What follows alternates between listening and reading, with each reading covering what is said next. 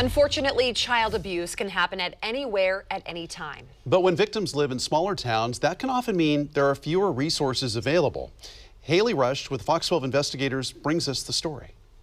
Of course, we know bigger cities tend to offer more services across the board, and that includes full-time positions for people like doctors or counselors who regularly see children who are victims of abuse.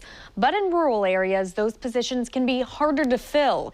That's because they're often part-time or even volunteer work. And we found that's exactly what's happening in Clatsop County.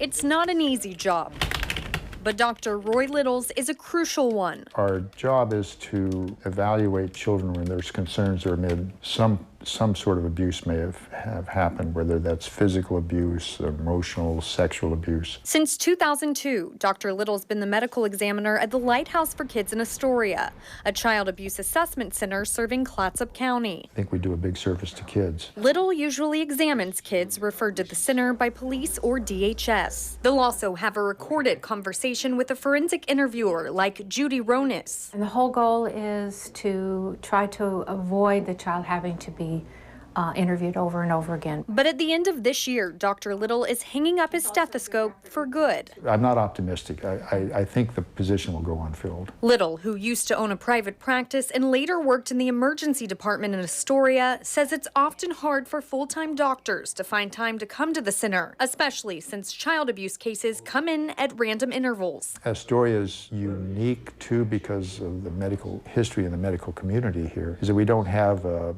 group of people who are kind of partly retired who might pick up jobs like this. And Little says this isn't just an issue in Astoria, but rural areas in general. Often families will have to travel somewhere far to get the services they need. Once Little leaves, that will mean Clatsop County kids traveling to the Portland area for medical exams. It's a long drive. It costs money, so a lot of parents opt not to do it. And it's traumatic to sit in a car for 2 hours when you don't know. That anticipation of what's going to happen when you get there, I think, is traumatic. So I think it just adds to their burden. And adding to a child's burden is the last thing employees at the Lighthouse ever want. Child abuse is real. It really exists.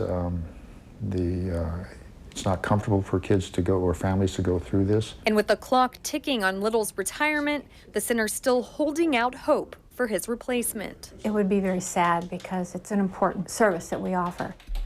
What's interesting, it's not just jobs like the medical examiner that are hard to fill in these rural areas. Little is also a physician at the Clatsop County Jail. Once he retires at the end of the year, he says the jail will be in a similar boat, trying to find a part-time doctor to take on the role. In studio, Haley Rush, Fox 12 Oregon.